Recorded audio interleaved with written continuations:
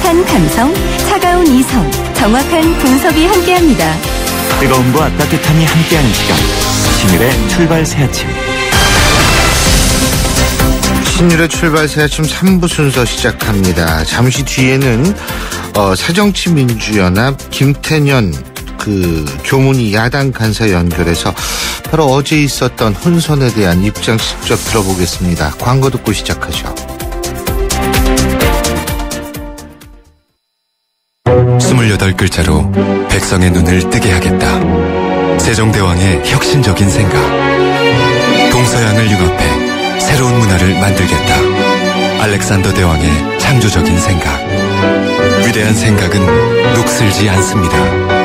위대함을 향해 갑니다. 포스코.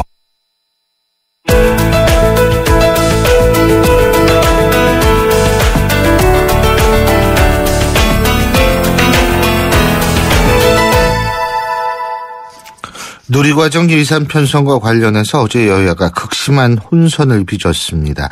어제 오전 야당 측으로부터 합의 소식이 전해졌지만 직후에 여당은 이를 전면 부인하면서 이날 오후 열린 교문위 예산결산 소위마저 정회가 됐었는데요. 교문위 야당 간사시죠. 예산결산 소위 위원장인 새정치민주연합 김태년 의원 연결해서 자세한 입장 들어보겠습니다. 김 의원님, 안녕하세요. 네, 안녕하세요. 예. 김태년입니다. 예. 일단 어제 상황부터 좀 얘기를 말씀해 주시죠. 네, 어제, 아침에, 황우여 장관한테서 문자가 와서요. 예. 통화를 원해서 통화를 했더니, 만나자고 말씀을 하셔서, 의원회관 제 방에서 만났습니다. 예. 그래서 지금, 방금 말씀하셨듯이 지금 교문위, 예산 소위가 그 누리과정 예산 편성 문제 때문에 좀 중단되어 있지 않습니까? 예.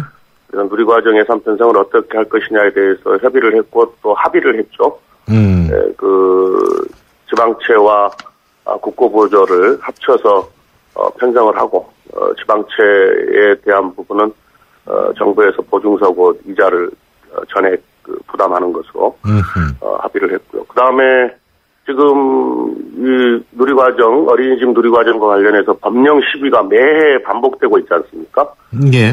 정부 여당은 그 영유아법 시행령에 의해서 교육청 예산으로 하는 게 맞다 이렇게 주장을 하고 있고요. 저희들은 이게 영유아법 시행령 자체가 이게 상위법 위반이고 다른 법률 위반이기 때문에 문제가 있다 이렇게 이야기를 하고 있고요. 그래서 이 법령을 다 정비하기로 했고요. 그리고 지금 그 지방 교육 재정이 아주 어렵습니다, 실제로.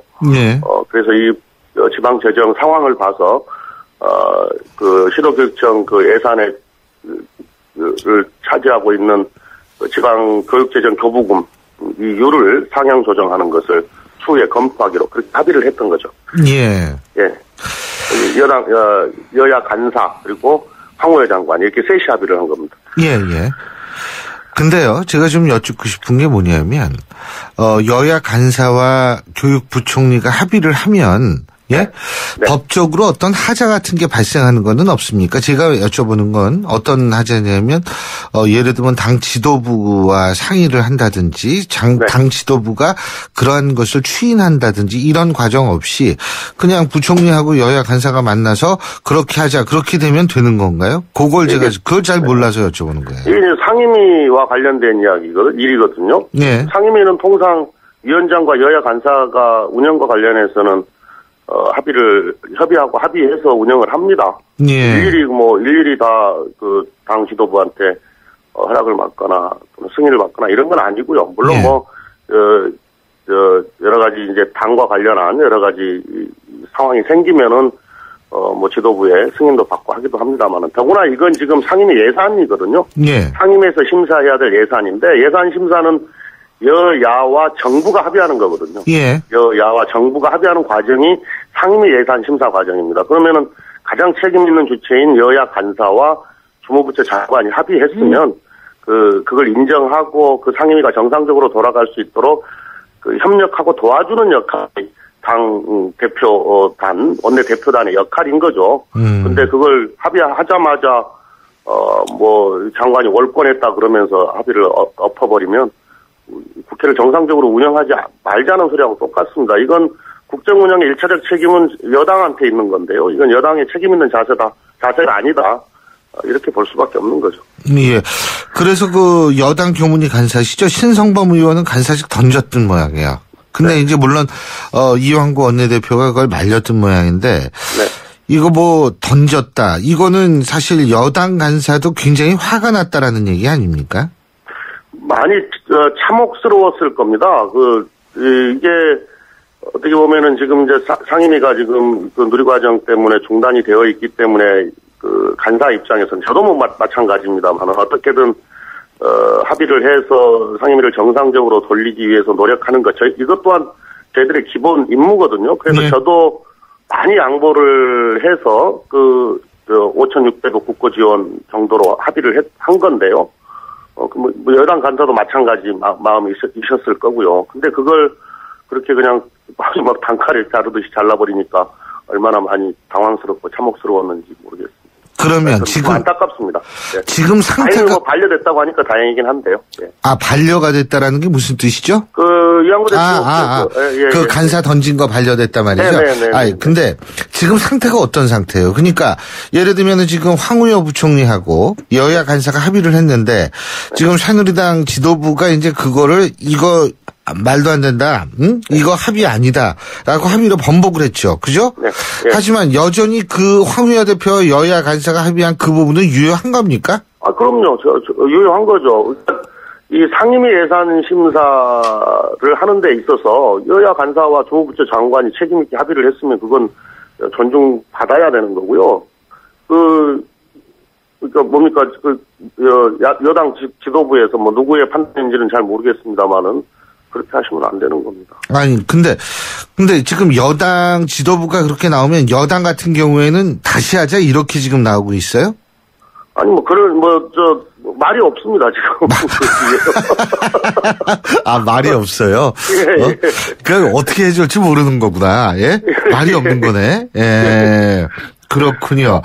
그러면은 이건 이제 끝났다. 이렇게 하면 이렇게 얘기를 할 수 있는지 모르겠네. 이게 어쨌든 그 여당 지도부에서 기자회견 갖고서 합의 번복을 했으니까 다시 한번 만나야 되는 거 아니에요? 그래야죠. 근데 지도부라고 지금 말씀하셨는데 글쎄 저는 지도부의 판단인지도 의심이 있습니다. 지도부가 누구겠어요? 물어보고 싶어요. 예? 이완구 대표한테 한번 물어보고 싶다고. 이완구 대표나 김무성 대표한테도 똑같은 생각인지 한번 물어보고 싶어요. 이건 제가 보기에는 이 김재원 수석이 지금 판단해서 기자회견 한 것 같은데요. 예. 글쎄요. 제가 정치권에 들어와서 이런 경우는 거의 본 적이 없는 것 같은데 이게 아까 말씀드렸듯이 예산이라고 하는 것이 여야 정 합의 과정인데 지금 예산 때문에 상임위가 수독되어 있기 때문에 주무부처 장관이 더구나 주무부처 장관이 다른 분도 아니고 여당의 원내대표와 이 당대표를 지내신 분 아닙니까? 예. 그리고 최근에 부총리로 또 승격까지 되신 분이고요. 책임 있게 적극적으로 나서서 좀 풀어보자라고 해서 합의를 한 건데 이걸 그냥 월권이다 이러면서 한 게 참 예의가 없어 보여요. 좀 이런 경우도 거의 본 적이 없는 것 같고요. 근데 김재원 의원 말씀하셨는데 김재원 의원도 법률가 출신 아닙니까? 검사 출신이시잖아요. 네네. 그러면은 법에 대해서 정통하실 거고 그러니까 나름대로 판단이 서서 월권이라는 단어를 쓴 거 아닐까요? 그러면 황우여 황우여 장관은 법률가 아니신가요? 그러네. 그것도 잊어먹고 있었습니다. 예, 맞습니다. 그러니까 아까 법 관련해서는 말씀을 드렸지만 어린이집은 영유아보육법에 규정되어 있고 유치원은 유아교육법에 규정이 되어 있습니다. 그래서 소관 부처가 다르거든요. 자꾸 시행령 가지고 이야기를 하는데 시행령이 상위법 위반이라고 하는 것은 중립적 위치에 있는 국회 전문위원실, 상임위 전문위원실이나 입법조사처에서 이게 상위법 위반 소지가 크다라고 하는 이미 판정을 내린 거고요. 그다음에 법률 이전에 이게 대통령 공약 사업입니다. 대통령 공약 사업을 했으면은 당연히 국가가 책임져 주는 것이 맞고 대통령도 선거 과정에서 누차에 걸쳐서 이야기한 바가 있고요. 그것을 지금 일방적으로 다 그렇지 않아도 지금 재정 어려운 교육청에다 다 떠넘기고 있는 거거든요. 이건 도리가 아닌 거죠. 근데 이게 왜 심각하냐면요. 이 자칫 잘못해버리면 이에 대한 예산 대책을 충분히 세워놓지 않으면은 여보세요? 예. 세워놓지 않으면은 초등학교, 중학교, 고등학교 우리 학생들한테 이 돌아가야 될 예산, 그들의 교육 환경을 개선하거나 학습권을 보장하기 위해서 써야 될 예산이 줄어드는 이런 문제가 생겨서 지금 저희들이 이걸 국가 지원을 해야 된다고 좀 주장을 하고 있는 거거든요. 근데 지금 이제 우리 김태년 의원님 말씀을 이렇게 들어보면 진짜 이완구 원내대표나 김무성 대표의 어떤 그러한 모두 총체적인 의견일까가 좀 의구심이 든다 이 말씀이시잖아요. 그죠?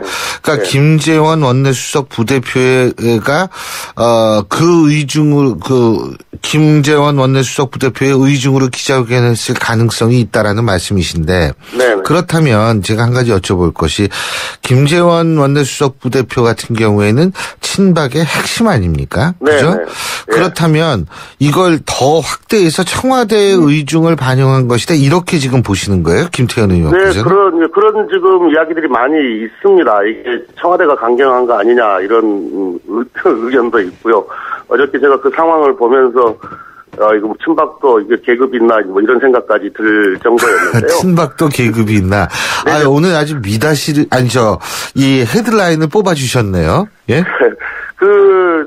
그다음에 또 하나 이제 의심이 드는 게 이게 애들 예산 가지고 좀 장난친다 이런 생각이 하나가 드는 게 뭐냐면요. 어저께 저 있는 데서 저하고 장관하고 협의하는 과정에서 저희들도 많이 양보를 한 거거든요. 원래 의료과정 예산 어린이집분 2조 1천억은 보건복지부 국가 예산으로 정부 예산으로 편성해야 된다고 주장을 했다가 교육부 예산으로 편성하는 것도 양보를 했고 액수도 대폭 줄여서 5,600억만 해도 된다 이렇게 이야기를 한 건데요.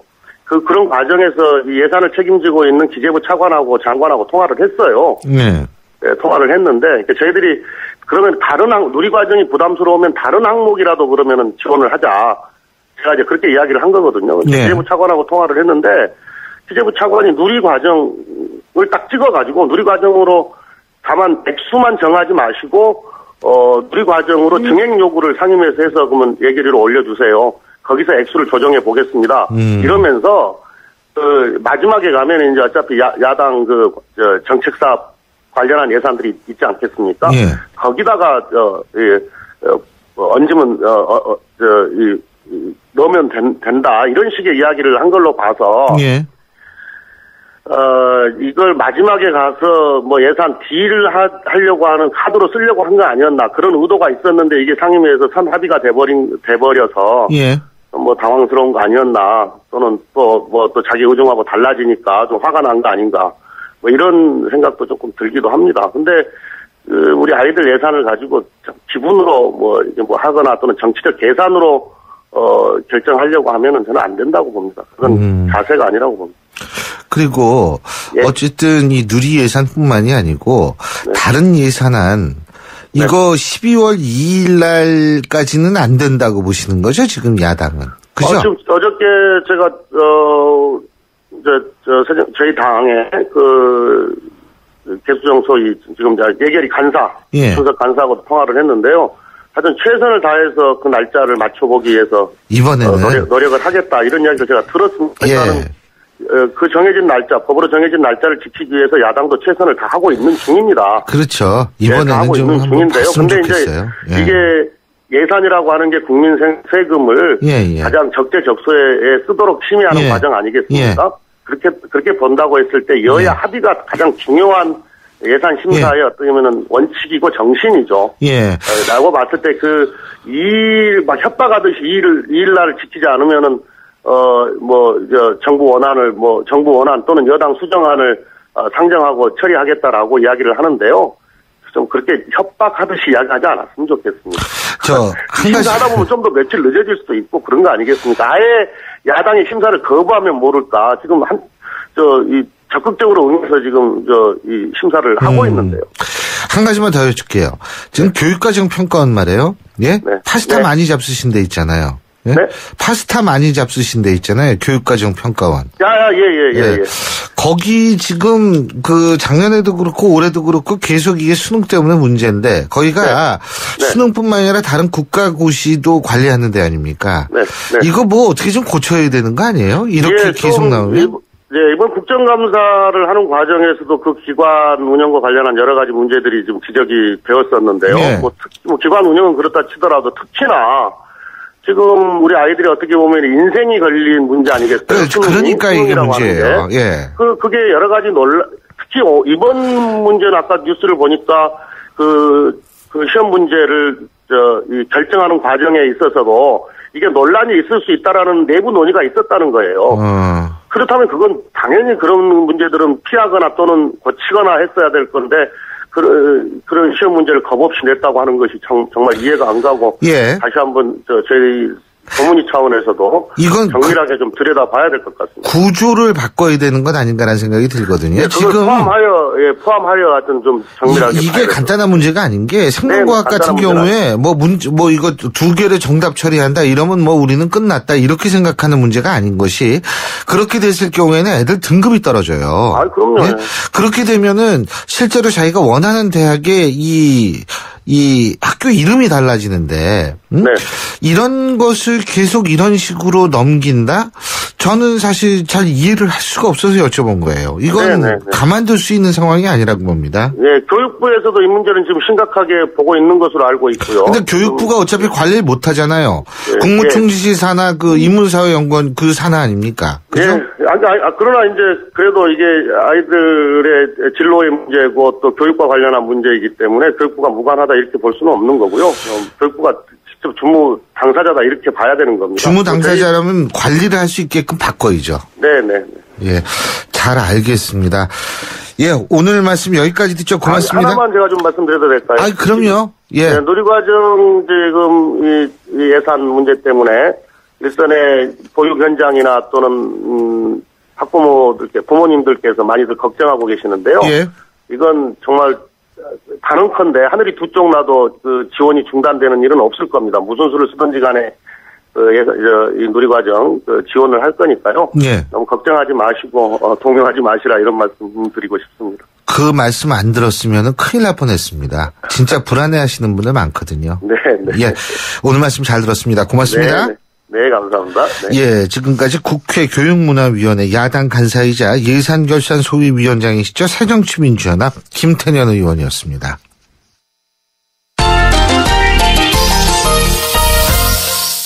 스포츠 소식 알아보죠. 경향신문 김세훈 기자 연결합니다. 김세훈 기자. 네, 안녕하세요. 예, 미국 프로야구 메이저리그에서 사상 최대 계약이 성사됐다고 하는데 네. 13년 동안 3,580억 원, 달러가 아니죠. 네네. 3,580억 원. 네. 달러면 더 어마어마한 거고. 예? 이야, 그 3,580억 원, 이 돈, 어휴, 계산이 안 되네요. 예. 네. 이런 선수가 나온, 이 선수는 뭐예요? 네. 어떻게 뭐, 관절을 황금으로 했습니까? 어떻게 했습니까? 미국 프로야구 내셔널리그 홈런왕이 됐던 선수입니다. 네. 마이애미 말린스의 스탠턴이란 25살 선수인데요. 이 선수가 요즘 메이저리그에 제일 핫한 선수입니다. 계약한다라는 보도는 계속 나왔고 계약을 어제 했습니다. 13년 동안 이전에 10년 계약을 한 게 알렉스 로드리게스가 뉴욕 양키스하고 계약할 때 10년 한 적이 있었는데요. 예. 그거보다 3년이 많은 13년 계약을 했고요. 금액은 달러로 3억 2,500만 달러, 우리나라 돈으로 3,580억 원입니다. 로드리게스가 2008년에 계약할 때는 2억 7,500만 달러였는데요. 예. 인플레이션을 대입해도 로드리게스가 받는 돈보다는 이번에 스탠턴이 받는 총액이 훨씬 더 많은 그런 예. 건데요. 말씀하신 대로 13년 동안 3억 5,800억 원을 받는 게 도대체 얼마나 많은 돈이냐. 13년을 연봉으로 이제 나누면 연봉이 275억 원입니다. 이래도 잘 느낌이 안 오는데 이거를 일당으로 치면요. 일당이 7,500만 원입니다. 예. 그러니까 하루에 7,500만 원씩 버는 선수니까 정말 대단한 선수고요. 이 선수가 올 시즌 145경기에 출전을 해서 타율 2할 8푼 8리, 홈런 37개, 타점 105개, 내셔널리그 최우수 투표, 선수 투표에서 크레이턴 커쇼, 유현 선수의 동료죠. 이 선수가 1위를 했는데 거기에 의해서 2위를 차지한 선수입니다. 어제 계약하고 나서 남들은 로또를 맞으면은 지금 하는 일 그만두고 삶을 즐긴다고 하지만 나는 야구장에 또다시 일을 시작해야 된다. 엄청난 책임감을 느낀다. 그리고 모두가 계약 금액이 신기록이라고 하지만 내 관심사는 경기장 안에서 신기록을 세우는 거다. 이렇게 또 굳은 다짐도 밝혔습니다. 말 들어보니까 이 정도 돈 받을만 하네요. 예. 네. 엄청나네. 진짜 뭐 계산이 안 돼가지고 저는. 우리나라 얘기하는 게 훨씬 낫죠. 프로배구 삼성화재가 말이에요. 돌풍의 주역이라고 얘기하는 OK저축은행을 꺾었죠. 레오가 그렇게 활약을 많이 했다고 그러죠? 그렇습니다. 첫 번째 대결에서는 OK저축은행이 삼성화재를 이겼습니다. 쿠바 출신의 시몬 선수가 아주 맹활약을 했는데요. 어제 시즌 두 번째 대결에서는 삼성화재가 세트스코어 3대0으로 OK저축은행을 꺾었고요. 예. 같은 쿠바 출신인 레오 선수가 25득점 하면서 시몬이 26득점을 올렸지만 어쨌든 레오가 결정적인 장면을 활약을 하면서 삼성화재가 승리를 했고요. 예. 스코어는 3대0이지만 세트별로 스코어를 보면 28대 26, 25대 23, 25대 23입니다. 상당히 팽팽한 경기를 쳤다는 거고요. 그동안 레오가 우리나라 프로배구에서 프로배구판에서 최고의 외국인 선수로 평가를 받았지만 이번에 시몬 선수가 첫 번째 대결에서 졌고 두 번째 대결에서 서력을 했습니다. 예. 두 팀뿐만 아니라 두 외국인 선수 간의 맞대결도 그건 프로배구판에서 가장 볼만한 히트 상품이 됐습니다.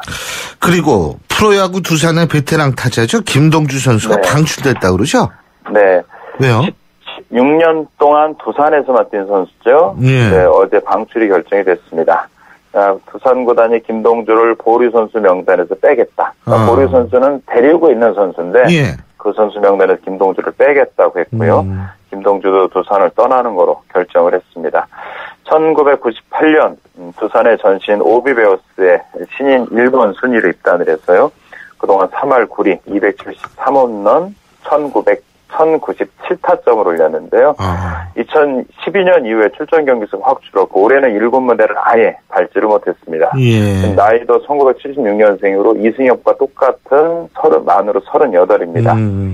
두산 입장에서 프랜차이즈 스타지만 더 이상 재기가 어렵다라고 판단을 했고요. 김동주는 선수생활을 계속 이어가기를 좀 원하고 있는데 갈만한 구단이 지금 19단으로 내년에 7무대에 오르는 KT가 있는데 네, KT 입장에서 김동주가 워낙 고액 연봉자이기도 하고 또 워낙 나이가 많이 든 선수를 데려올 때는 기량뿐만 아니라 팀과의 조화 이런 것도 좀 신경을 써야 되니까요. 어쨌든 김동주가 이번 시즌 끝나고 아예 은퇴를 할지 아니면 본인의 요구액이나 이런 걸 확 낮춰서 다시 한번 재기에 도전할지도 관심사가 됐습니다. 선수라면은 일단 돈보다도 경기와 실제로 뛸 수 있는 필드를 선택해야죠. 네. 그렇습니다. 예, 오늘 말씀 잘 들었습니다. 고맙습니다. 네, 고맙습니다. 예, 지금까지 경향신문 김세훈 기자였습니다. 출발 새 아침은 청취자들의 참여를 기다립니다.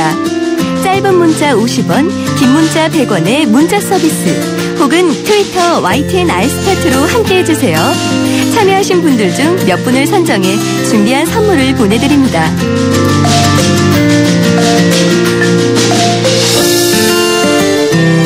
여러분 셀카봉 잘 아시죠? 이 젊은이들이 요새 필수품이라고 얘기할 정도로 많이 갖고 다니는 건데 긴 막대기 끝에 스마트폰 끼워가지고 왜 혼자서도 자신 사진 찍을 수 있도록 한 기구인데 지금 인기가 상당히 높습니다. 근데 어떻게 된 일인지 미래창조과학부가 미인증 셀카봉 단속에 나섰다고 합니다. 어떻게 된 얘기인지 중앙전파관리소 곽광헌 주무관 연결해서 입장 들어보겠습니다. 안녕하십니까? 네, 안녕하십니까, 교수님. 예. 중앙전파관리소, 이게 어떤 데죠? 네, 우리 중앙전파관리소는요. 네. 미래창조과학부 소속기관으로서 국민들에게 불편 없이 전파를 이용할 수 있도록 우리나라의 전파 환경을 관리하는 기관입니다. 전파는 우리 눈으로 보이지 않는 이 한정된 자원으로서요. 예. 전파를 이용하는 무수한 기기들로 인한 혼신 또는 간섭을 예방하고 그로 인한 전파 이용 질서를 유지하는 것을 가치로 삼고 있습니다. 그렇군요. 근데 이제 지금 블루투스 기능 있는 셀카봉은 전자파 적합 인증을 받아야 하는 모양이죠? 그죠? 예. 우선은 우리 전파법에서 규정되어 있는 방송통신기기를 이제 말씀드려야 될 것 같은데요. 예. 방송통신 설비에 사용되는 장치 또는 기기 부품 이런 것들은 이제 방송통신 기기라고 이제 법에서는 정의하고 있고요. 예. 이런 블루투스 셀카봉과 같은 기기도 전파 관련 규정에 따라 이 방송통신기기에 해당되는 기기로 분류하고 있습니다. 네. 따라서 이러한 기기들은 그 기기에서 발생하는 전자파로 인하여 다른 기기의 성능에 장애를 주거나 다른 기기 그 전자파로부터 영향을 받을 수 있기 때문에 블루투스 그 셀카봉과 같은 그 방송통신기기들은 법에서 정한 뭐 전자파 방지 기준 등에 적합하여야 하고 예. 또 이러한 기준에 적합함을 확인하는 것으로서 적합 인증을 받도록 이렇게 법에 규정하고 있습니다. 예. 그러니까 뭐 주위에 예를 들면은 뭐 다른 전자기기가 있을 때에는 미인증 제품을 사용할 경우엔 그거를 그 주위에 다른 전자기기가 오작동될 수 있다 이 말씀이신가요? 예. 이 전파의 특성상 그럴 경우가 이제 개연성이 있기 때문에 그 연구하고 어떤 그런 어떤 자료를 토대로 이제 기준을 마련해서 예. 거기에 적합하도록 이렇게 규정을 하고 있습니다. 요새 블루투스 기기들이 많잖아요, 그죠? 예. 그 뭐 예를 들면 노트북도 그렇고 휴대전화는 당연하고 예. 이런 블루투스 기능이 있는 게 많은데 그렇다면 이 모든 게 그런 오작동 인가를 안 받았을 경우에는 오작동 가능성을 다 포함하고 있는 기기다 이렇게 보면 되겠네요, 그죠? 네, 보통 이제 저희가 통상적으로 인증받지 않은 제품이라고 하는 거는 어떤 여러 가지 이제 기술 기준이나 보호 기준의 범위에 들어와 있는지 안 들어와 있는지 네. 그거 자체는 이제 알 수가 없고요. 일반적으로 이제 전자파는 모든 우리가 생활하는 공간에 존재를 하고요. 더군다나 지금같이 이제 어떤 많은 무선기기들이 이제 사용되는 그런 추세에서 네. 이런 전자파 적합의 뭐 불합 정도 그런 거에 따라 좀 다르겠지만은요. 예. 블루투스 셀카봉도 방송통신기기로서 기기 자체 동작이 멈추거나 아니면 뭐 동작이 중간에 끊기는 등의 오작동이 발생할 우려가 있고요. 오히려 또 다른 기기의 정상적인 작동을 방해할 우려도 있다고 생각합니다. 그러면 사용하는 사람이 이게 인증받은 제품인지 미인증 제품인지는 어떻게 구분해요? 인증받은 제품은 일단 간단하게 말씀드리면 인증받은 제품인 경우에는 제품 포장 겉면에 예. 국가 인증 마크인 KC 마크가 표시되어 있는데요. 네, 이를 확인하면 소비자께서 쉽게 구별하실 수 있습니다. 그런데 만일 미인증 제품을 쓰거나 이걸 팔거나 제조하는 사람은 어떤 이 불이익을 받게 되나요? 지금 저희가 이제 그 전파법에 이제 벌칙 규정이 이제 규정되어 있는데요. 예. 어떤 인증받지 않은 그 기기들을 판매하거나 또 판매를 목적으로 제조 수입하면 예. 그 3년 이하의 징역 또는 3천만 원 이하의 벌금에 처해질 수가 있습니다. 예, 크네. 근데 보통 저희가 이제 조사를 하고 이렇게 하면은 소비자가 단속이 아니고 예. 일단은 소비자를 보호한다는 게 가장 중요한 요소이기 때문에 예. 단속의 대상은 근본적으로 판매 제조 쪽이군요. 예, 지금도 그렇고 이제 소비자가 가기 전 단계. 알겠습니다. 그쪽을 대상으로 해서 저희가 조사를 하고 있습니다. 예, 오늘 말씀 여기까지 듣죠. 고맙습니다. 예, 고맙습니다. 예, 지금까지 중앙전파관리소 곽광헌 주무관이었습니다. 새로운 셰프 쿠쿠 하이브리드 에코레인지를 소개할게요. 요리는 더 빠르게, 화력은 더 강하게, 보온 기능까지 더 똑똑하게. 쿠쿠, 이번에도 감동이죠? 생활을 더 맛있게, 더 멋있게. 쿠쿠 하이브리드 에코레인지. 신율의 출발새 아침 3부 순서는 여기까지입니다. 잠시 뒤 4부에서 뵙죠. 인천 지역 맞춤형 일자리 창출 지원 사업. 인천 지역에 맞는 맞춤형 교육을 통해 준비된 인재가 지역의 관련 기업으로 취업하는 사업입니다. 취업 희망자는 채용 희망 기업이 원하는 기술이나 지식을 배울 수 있어서 좋고, 채용 희망 기업은 기업이 원하는 능력을 갖춘 취업 희망자를 뽑을 수 있어서 좋은 인천 지역 맞춤 일자리 창출 지원 사업. 자세한 사항은 인터넷 홈페이지 injob.or.kr에서 확인하실 수 있습니다. 이 캠페인은 고용노동부, 인천광역시, 사단법인 인천벤처기업협회와 함께합니다. 대한민국 사장님들, 이보영이에요. 사업하면서 힘든 일 참 많으시죠? 이젠 노란 우산 공제 꼭 챙기세요. 갑작스레 소나기가 와도 우산 하나 챙겨놓으면 걱정 없잖아요. 소득 공제는 물론 복리 이자에 목돈 마련 저축도 되고 법으로도 보호되니까 노란우산 공제 하나면 마음이 든든. 50인 미만 소기업, 10인 미만 소상공인 사장님이라면 누구나 가입하실 수 있대요. 창업할 때 가장 먼저, 사업할 때 가장 가까이. 참 든든한 동행, 노란우산 공제. 이 캠페인은 중소기업중앙회와 함께합니다.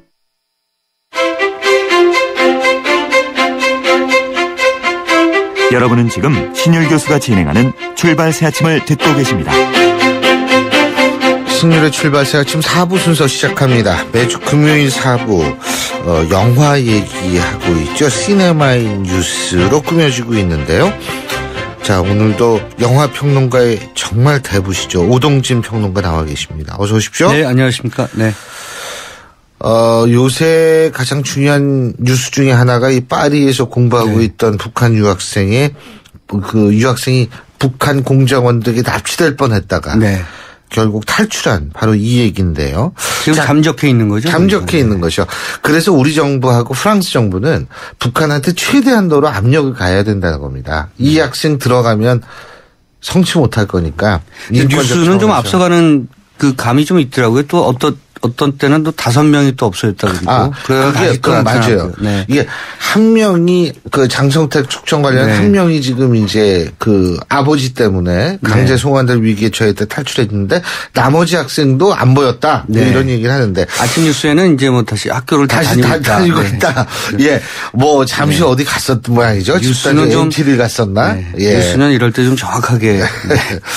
자, 그래서 우리가 오늘 저 북한 첩보위원들 얘기 좀 해보죠. 네. 예. 아무래도 이제 파리에서 일이 벌어지니까 그 유럽 지역에서의 첩보 스릴러 영화 중에는 베를린을 아마 가장 많이 기억하시지 않을까 싶고요. 베를린이 그래도 최근 영화였고 가장 뭐랄까요? 액션감이 굉장히 뛰어난 영화여서 많은 분들이 아마 이번 사건을 생각하면서 이상하게도 베를린을 연상하시는 분들이 있을 거예요. 전혀 사실은 동떨어진 얘기입니다만 어쨌든 거기서도 북한에서 직접 유럽으로 베를린으로 날아온 그 또 다른 요원에 의해서 그 원래 베를린에 있었던 그 요원의 아내가 납치되거나 뭐 이런 일들이 벌어지고 있기 때문에 아마 그래서 연상하시는 경우가 좀 많을 것 같습니다. 표종성이라는 그 공화국의 정말 강철대원이 이제 베를린에서 주재원으로 일하고 있고요. 그게 하정우죠. 그리고 이제 그 동명수라고 유승범이 맡았던 비교적 이런 표현하면 좀 그렇습니다만 악랄하고 그리고 이제 전지현이 맡았던 연정이 그리고 한석규 씨가 맡았던 정진수 이제 남한 측 요원이죠. 그래서 이 베를린에서 벌어지는 이 첩보 요원 간의 암투 뭐 그리고 혈투 이런 것들을 그리고 있는데요. 저는 이 영화가 굉장히 특이했던 게 김정일 사후에 북한 정권의 그 행태를 비교적 정확하게 예측했다는 것이죠. 이게 김정일 그 사후 이전에 기획을 하고 제작이 됐었던 작품인데 영화를 보고 있으면 김정일 위원장이 죽고 나서 지금 그 신임 그 정권을 세습해서 신임 위원장이 된 김정은 정권의 그 여러 가지 모습들 특히 그 유럽 지역의 그 아버지 세대들이 감춰놨던 혹은 장성택으로 명명되는 일부 고위층들이 감춰놨던 은닉 자금을 어떻게 관리할 것인가 이런 부분에 대해서도 영화 베를린이 비교적 정확하게 묘사하고 있어서 저는 이 영화를 만든 유승환 감독이 그 당시 이걸 만들면서 국정원에 좀 지원을 받았나 이런 생각을 지금 하고 있습니다. 근데 사실 북한 첩보 얘기 다른 영화들이 많잖아요. 네, 굉장히 많죠. 사실은 알게 모르게 뭐 매년 한 편씩은 아닙니다만 중간중간에 2-3편씩 계속 내놓고 있죠. 아마 여러분들 기억하시는 첫 작품이 아마 1999년에 그러니까 이전에는 사실 반공 영화들이었기 때문에 북한 실정을 비교적 근접해서 근사치로 다룬 그런 첩보 요원들의 영화는 좀 없었다고 보시면 좋을 것 같고요. 1999년에 강재규 감독의 쉬리가 시작이었다고 보시면 좋을 것 같아요. 그리고 간첩 리철진이라는 코미디도 있었죠. 그 고첩들이 그 생활고에 시달리는 뭐 그런 얘기들인데 그 유호성 씨가 맡았던 간첩 리철진이 사실은 북한의 그 식량 위기를 해소하기 위해서 슈퍼 돼지 유전자를 이제 훔치러 남한에 온다는 그런 얘기고요. 네. 2002년에 한석규 씨 주연의 이중간첩. 네. 뭐 이건 그 이수근 사건. 예. 영화로 만든. 요건 시트를 좀 못 쳤죠. 그렇죠. 예. 이게 사실 체코에서 찍고 굉장히 공을 많이 들이고 제작비를 많이 들였었는데 흥행적으로는 좀 실패했었죠. 고소영 씨가 같이 나왔던 작품. 예. 2010년에 송강호 씨하고 강동원 씨가 나왔던 의형제 기억하시는 분들 많고요. 예. 코미디가 2012년에 한 편 더 있었죠. 간첩이라는 작품으로 예. 김명민 씨가 나왔었고 2012년에 아까 말씀드린 베를린, 2013년에 용의자 공유가 나왔던 예. 그리고 역시 같은 해에 작년에 나왔던 김수현 주연의 은밀하게 위대하게 등등해서 예, 웹툰 이제 만든 거죠. 그렇죠. 이것도 코미디죠, 사실은. 예. 요거는 어떻게 보면 굉장히 비현실적인 어떤 그런 작품이었고요. 제가 봤을 때 그 현실과 근접한 이야기를 다룬 작품은 쉬리, 이중간첩, 의형제, 뭐 베를린 용의자 정도가 아닐까 싶습니다. 근데 이게 지금 이렇게 쭉 시대적으로 이렇게 말씀을 하셨는데 이게 간첩상이 조금씩 바뀌죠. 그죠? 그렇죠. 그죠? 네. 그러니까 이제 사실 시대 변화와 아주 밀접한 영화들이라고 생각하시면 좋을 것 같고요. 예. 국민의 정부 시절, 그러니까 고 김대중 대통령이 김정일 위원장 만나던 시절을 전후해서 만들어진 영화와 그리고 남북 관계가 이제 뭐 금강산에서 그 총격 사건이 있었고요. 뭐 등등. 이명박 정부 이후에 경색된 그 과정 속에서 나타나는 어떤 영화들은 조금씩 다를 수밖에 없고 그리고 북한 정권을 좀 더 폐쇄적으로 그리느냐 아니면 개방주의로 가는 어떤 그런 모습으로 그리느냐가 이제 그 시대 변화에 따라서 템포가 좀 다르고요. 네. 좀 느낌이 다르게 윤색되어 있는 거죠. 네. 그렇죠. 뭐 어쨌든 이런 영화들 이렇게 세 보니까 많이 만들어졌는데 아무래도 흥행성도 있고 이런 영화. 그랬으니까 이런 영화가 자꾸 나타나는 거겠죠. 그죠? 일단 궁금하잖아요. 그러니까 사실은 그 요즘 미디어가 굉장히 발달돼 있다 하더라도 북한 내부에 대한 정보는 굉장히 우리 국민에게 취약하게 전해지는 게 사실인데 그건 남한에서 그 미디어가 폐쇄돼 있거나 또는 봉쇄돼 있어서 그런 것이 아니고 북한 정권 자체가 너무나 폐쇄적인 그렇죠. 거기서 그 정보가 리크가 되고 있지 않는 것이 원천적인 문제고 실제로 남한에서도 그것을 대중들이 취사 선택해서 분석할 수 있는 뭔가 기준이 좀 아직은 그렇게 명쾌하게 없는 게 사실이기 때문에 영화를 통해서 그 호기심을 좀 자극받고 또 그 호기심을 풀고 싶은 대중들의 욕구가 있습니다. 도대체 북한 사람들은 지금 어떻게 살고 있고 이른바 북한의 그 사실은 사회주의 왕조 체제잖아요. 그렇죠.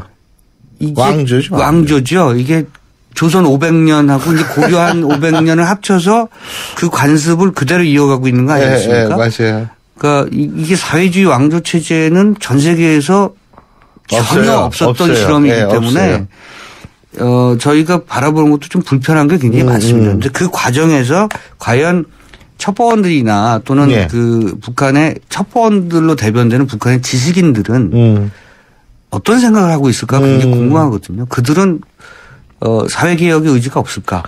저희가 이제 80년대나 90년대 거치면서 정말 격렬하게 그렇죠. 사회변화를 하기 위해서 노력했던 것처럼 북한도 그 전후 이후에 지금 거의 70년이 60년이 지났는데 종전 60년이 지났으니까 그 과정에서 그들은 과연 무엇을 하고 있을까 굉장히 궁금하기 때문에 영화가 자꾸 이제 이런 얘기를 다루는 것 같고요. 또 하나 중요한 것은 그래도 뭔가 남북한이 뭔가 화해할 수 있는 합칠 수 있는 뭔가의 모멘텀이 있지 않겠느냐. 그러니까 이제 아까 예를 든 송강호, 강동원 주연의 의형제 같은 작품이 나오는 거고요.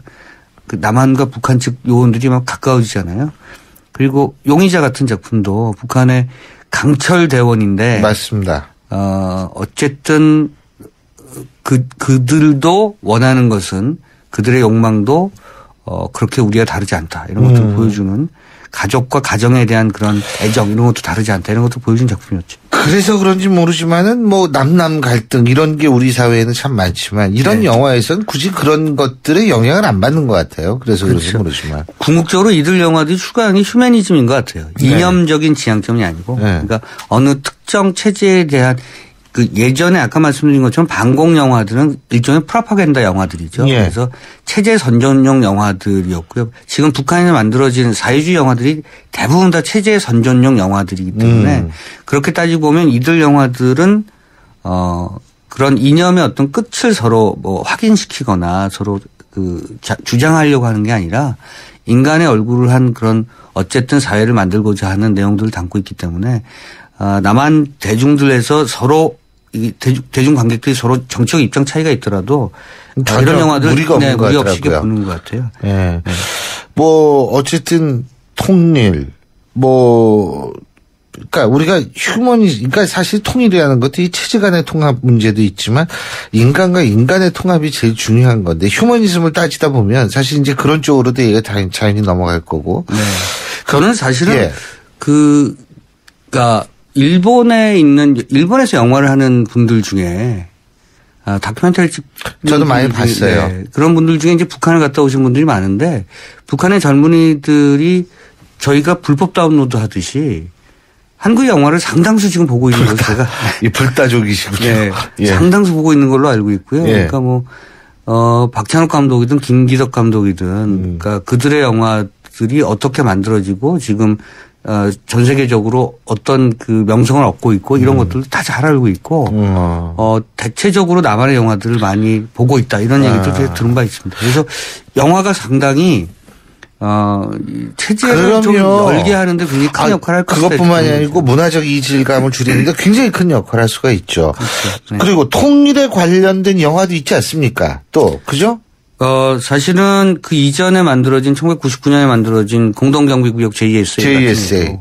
그러니까 이 휴전선 그 JSA 내에서 만난 그 남북한 병사 간의 우정을 그렸지만 사실 비극적인 어떤 결말로 끝나죠. 그렇지만 어쨌든 간에 그 통일에 대한 남북한이 그러니까 물리적 통일이 아니라 일단 정서적 통합이 가능하다.